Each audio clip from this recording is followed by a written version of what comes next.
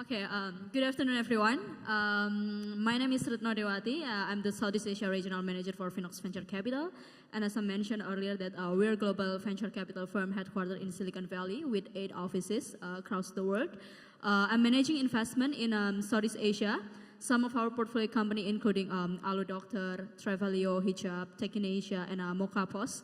And I'm here with this gentleman. We are going to discuss about the role of artificial intelligence in the fintech revolution. Before we start our exciting discussion, I would like to give each of the panelists time to introduce themselves. Probably start from Eddi. Okay. Hello, everybody. Eddi Danusaputro. I'm representing Mandiri Capital Indonesia, which is the corporate venture capital subsidiary of Bank Mandiri, the nation's state-owned and also one of the largest banks here. Why do we exist? Because we know that traditional banks are being disrupted by fintech startups. So rather than being passively waiting for it to get disrupted, we're actually actively investing. We've made 10 investments into fintech startups the past 2.5 years. Hello, everyone. I'm Akshay. I'm the co-founder and CEO of Kredivo. Kredivo is Indonesia's leading digital credit card for millennials. Hi everyone. I'm Dave. I'm with B Capital Group. We are a global venture fund. We are based, out of Singapore, San Francisco, New York, and LA. We typically invest, across Series B onwards. So Series B, Series C, and beyond. And typically, fintech is one of the areas that we look, very closely into across the different regions that we cover. I think one of the unique thing about our platform is that we work very closely with the Boston Consulting Group. So through that relationship, we have the opportunity to bring portfolio companies or even introduce startups that are not our portfolio to work with the large corporates out there, whether it is financial institutions or insurance or across other industries. Hello, my name is Shimada. I'm the co-founder group CEO of Crowdo. Crowdo is a regional platform for lending and investments. We help small, medium-sized enterprises and also micro entrepreneurs get lending from both retail and institutional investors. All right. I think to kick off the discussion, I would like to start with Eddi and Dave to ask their perspective about how big the fintech market itself in Indonesia and how significant artificial intelligence will give, will put a roles in the fintech industry. Probably Eddi will start. Okay, thank you, Retno. Maybe just to division of labor, I'll cover from the traditional banking aspect, and Dave will cover other aspects. See, for us, we invest on behalf of the bank. So what does the bank need? And the reality is that traditional banking is, we don't want to invest in branches anymore. We don't even want to invest in ATMs anymore. Everything is mobile, right? But we don't have enough programmers to keep up. We also don't want to rely too much on vendors. So what do? We utilize startups, and either we work with them, collaborate, or we invest in them. And that's what we've been doing the past, 3 years. So fintech for us is key, because if we don't evolve, then we're just dead. The millennials don't look at banks and they think we're dinosaurs, right? They don't need to put their money in a bank. They can get lending from other sources, not only banks. So for us, it's a necessity, and I think AI is a way to get ahead of the curve, not only on the onboarding side, but also on the processing side. So onboarding, for example, is chatbots. We use chatbots a lot at banks, to interact with customers. On the processing side, companies like Crowdo, they use AI for loan processing, credit scoring. That's what we're trying to do also. So I think across all sectors of banking, we have to rely on fintech and AI technology. Yeah, I think financial services, if we look at it traditionally, it is a huge space, right? And traditionally, in this region, in Southeast Asia, you have countries like, or centers like Singapore and Hong Kong being financial services, the financial center of the region. But increasingly, as technology takes a bigger role in financial services, I think you see a lot of trends where financial institutions and insurance players are trying to move closer to the customers, especially when it touches on consumer. This is where technology and AI makes it very, very interesting, because how do you solve the problem of scale, right? How do you solve the problem of reaching out to such a huge base?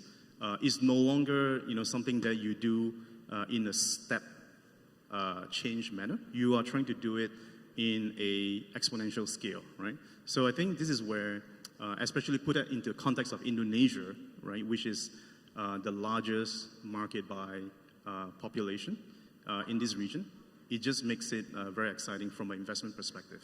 I think in the fintech space, especially coming from an investor angle, where we look at the current trends activities, where things are at, you see a lot of activities across more on the what we call the front end side of the market. So something that's closer to whether consumer or small and medium businesses on that end, and eventually things will come on the back end on the infrastructure layer as well. I think it's just a matter of evolution.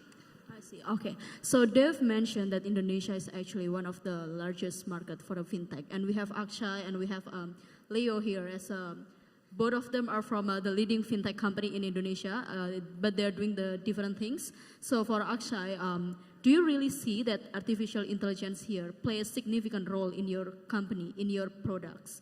And like for example, some people claim that artificial intelligence can be used for the fraud detection, credit scoring, and even for for the faster automation. How it works in your company in Kredivo? Yeah, so the very short and easy answer, that's what I'll start with, Retno, is yes, artificial intelligence plays a very big role, right? We would not be doing what we're doing today if it were not for a combination of machine learning. And I prefer calling it machine learning because I tend to find that if we were to say we're doing AI, technically that's not really true. But I mean, these are very close cousins, but there are differences. So please allow me to just call it machine learning, right? It's broadly the same thing. What we do with credit scoring and fraud detection is an out-and-out application of machine learning. And I'm going to borrow a term from Leo. I love that term. It's augmented machine learning in the sense that it's a really good blend of data science-driven insights, which come through a lot of manual analysis and interpretation, which are then applied at scale and refined through machine learning. We process our own sense. I mean, I could be wrong on this, but my own sense is that we're the single largest digital consumer lender in Indonesia. We process tens of thousands of applications per day. This would not be happening without an application of machine learning at scale. What about you, Leo? Yeah, I completely agree. I think that, AI is a must for fintech. As we think about ourselves, we are not a bank. We're not a financial service company. We're a technology company offering financial services, right? So at the heart of what we do is really around innovation. When we drill down into AI and look at practical application, this is what gets me really excited about what we can do in the Indonesian market, right? So we talked about machine learning. Machine learning we use for credit scoring and also credit tracking as well. We had a good discussion before this actually about, we're not talking about stable businesses or stable economies. It's a very dynamic business, dynamic economy. So you do credit assessment once. AI is supposed to be predictive, but the inputs into that change and vary so dynamically in real time over time that that predictive nature needs to be dynamically tracked as well. We use a lot of NLP, which is another branch of AI, right? So that's to make sure that we have a very highly talented organization, right? But they're focused on very lean operations and automated processes and so on. And we're also looking at different fields as well. So there's like vision, there's speech, there's robotics as well. And I think that as you think about our mission, the innovation, the opportunities that you could actually apply these here in Indonesia, there's a lot more outside of what we're doing just in credit scoring, for example. Before I continue, if you guys any other questions about this session, you actually can use Slido, and you can put your question on, and later on we'll discuss about that. So, okay, I would like to get deeper about the technology itself for the artificial intelligence. You have seen that there are a lot of benefits by using AI in your company, but do you see that actually there is any challenge? Like, for example, is the ecosystem ready for that? And then second of all, we are here in Southeast Asia, which I believe it's a bit of challenge to find a good developer to to develop the AI technology itself. A lot of fintech companies claim that while we are using artificial intelligence, but actually the technology is not there. So what is your perspective about the readiness of Indonesian and Southeast Asia market to adopt AI?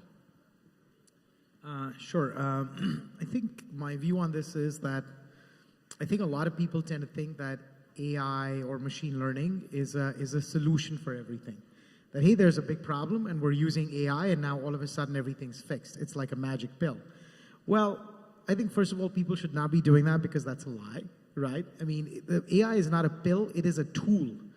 At the end of the day, a tool is only going to be as good as the person who is actually using it, right? The simplest analogy that I can actually give here is that if you were to place, just as an example, a Bluebird taxi driver at the wheels of a Ferrari, it doesn't mean that he can drive a Ferrari very well.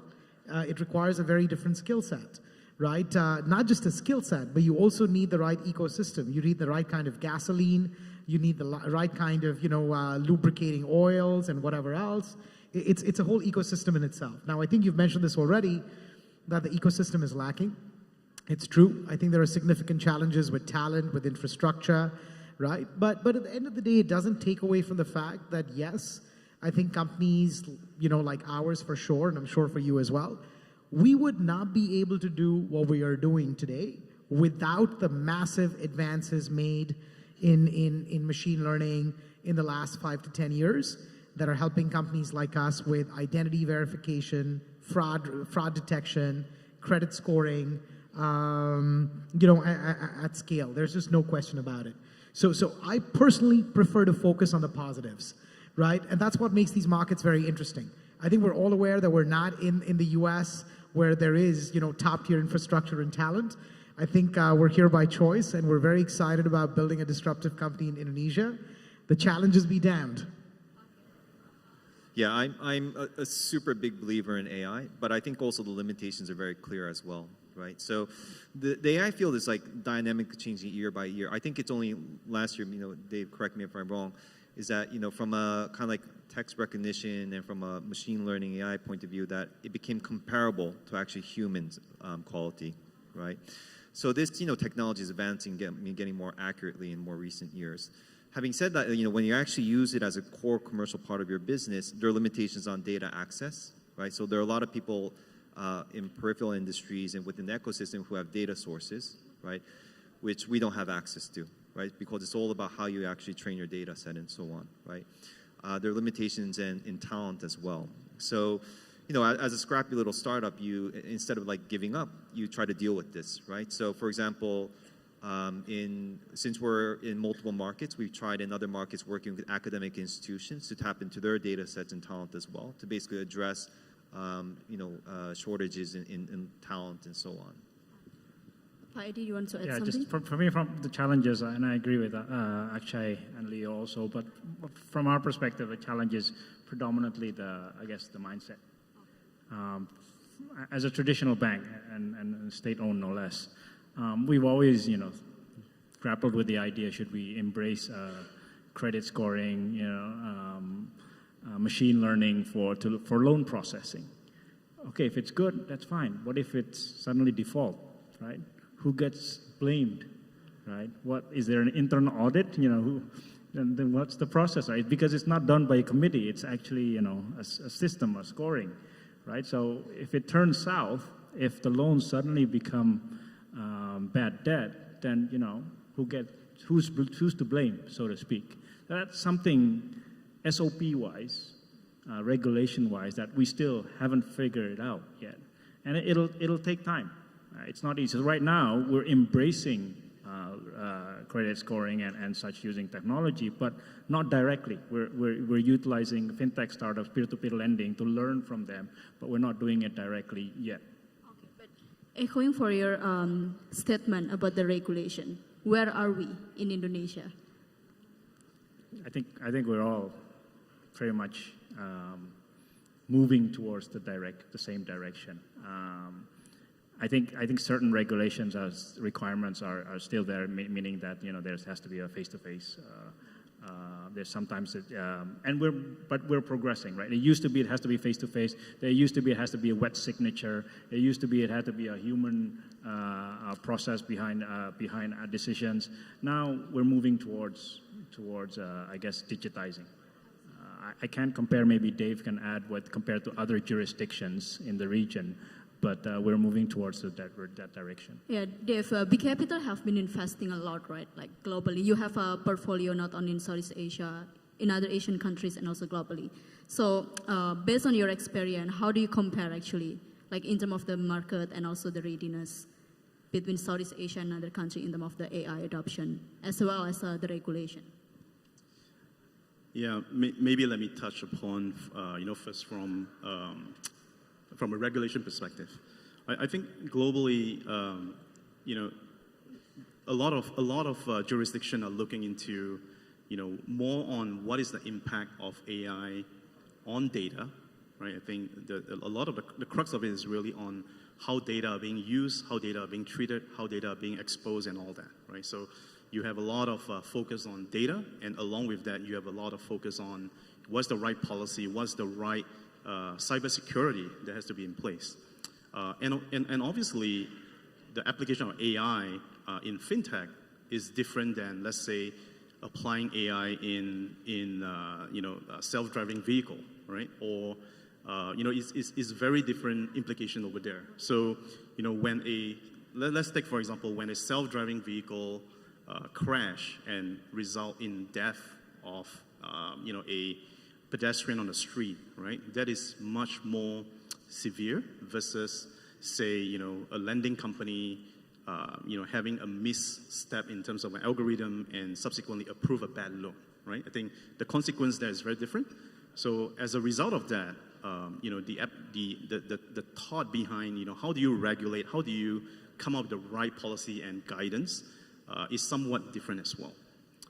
In terms of application of AI in fintech, I think that has already been ongoing for a while, and even in Indonesia, where increasingly you see a lot of fintechs, like what Leo and Akshay are doing, applying whether it's NLP or machine learning, and increasingly you'll see it goes beyond just the lending space, right? It's going to affect personal savings, it's going to affect wealth management, it's going to affect how do you curate products and so forth.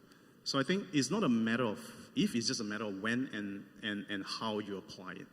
And I think, as an investor, we are just getting more and more exposure into just companies having some sort of AI-related technology just as a basic starting point.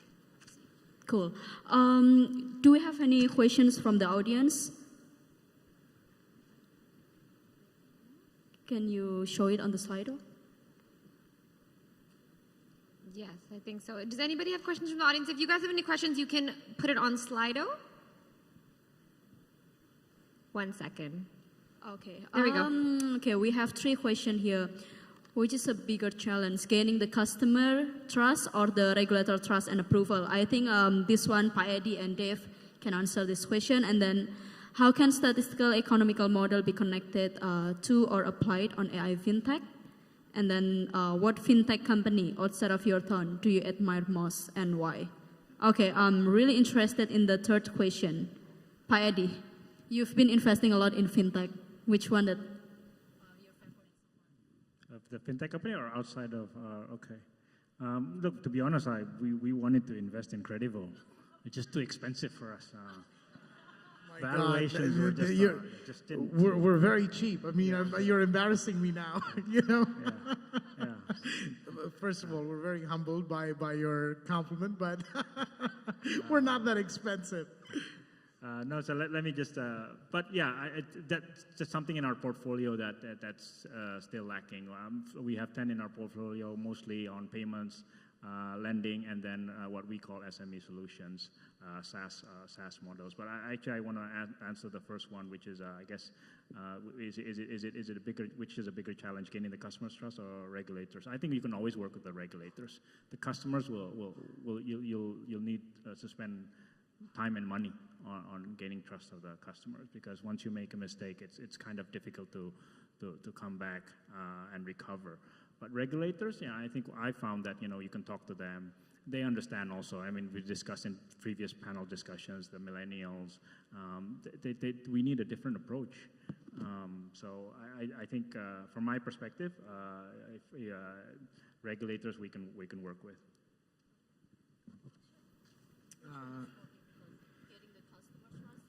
I would agree that getting the customer's trust is by far the harder one. I think in the short term, sure, regulators' trust can seem more difficult because it's not easy, right? I mean, regulators have to make you work hard to get their approvals and so on. But I think Pak Eddi's completely right. When you talk about customers, you're not talking about getting trust and approval from a customer. You're talking about the kind of scale at which a consumer business operates, millions of customers, and that takes a lot of time, energy, capital, commitment. It's a marathon. That's what makes it very hard. Dave and Leo, probably you want to answer the first question. How can economic and I would say, I would say gaining. It's a little different. I would say gaining customer trust is like, if I were to compare skiing and snowboarding, I'm not sure how many of you guys ski or snowboard, right? But if you do, it is easier to first gain customer trust, but it's harder to manage the journey. While it is harder to gain the initial. You need to work through a lot of processes with a regulator typically, but once you get to a certain state, the management become more streamlined. That's how I look at it. The latest question is about how you can apply economical or statistical model to be connected for the AI. Yeah, so my simple question is like as widely as dynamically as possible. We have a very different approach to using AI for credit scoring, for example, and we just think that, look, it's a classroom, right? The analogy is that all these economics or statistical models are classrooms of students, right? And as you actually turn the model and put in different inputs, some models or students actually do better than the others, right? So, maybe I should not, Akshay's looking at me, but, so the way we've architected our AI and credit scoring is to say that, look, there are always going to be good 6 hardworking and, very studious pupils in the room. And then whoever is giving out the best scores basically gets adopted in terms of model and so on, right? So I think that there's nothing about using old statistical economic models which is wrong, right? And I think that actually using AI to receive those inputs and turn those inputs is actually a very smart way, right? Yeah. Can I just add to that really quick? We actively use traditional statistical models.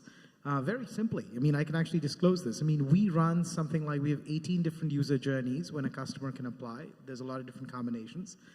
And on each one of those 18 journeys, we actually take an average of a score, basically generated through a traditional logistic regression model, right? That's actually what is still used by all the banks and so on, typically for credit scoring. It's a very powerful, time-tested, proven sort of statistical technology. We actually take an average of a logistic regression model and a machine learning model. So to answer that question, is there a place for it? Absolutely. Actually, we are active users of traditional statistical techniques as well, alongside machine learning ones. So yeah, actually we still have a lot of questions that we would like to discuss. Unfortunately, we are running out of time. So if I can summarize from this panel discussion, it's actually artificial intelligence is definitely going to play a big role in the fintech revolution in Indonesia and also in Southeast Asia. It's just a matter of time, as Pak Eddi said, and also I think like in terms of the regulation and etc. You guys as a fintech founder or whatever it is, it's actually you can discuss with the stakeholder, and we are here to support of everyone who are going to developing a fintech company in Indonesia. Well, overall, thank you so much for your participation and also for all this question. Big applause for all our panelists. If you guys still have any question, actually we'll be around and we'll be happy to discuss with all of you. Thank you. And a big thank you to you. Thank you very much. Thank you, Retno. Thank you very much, guys.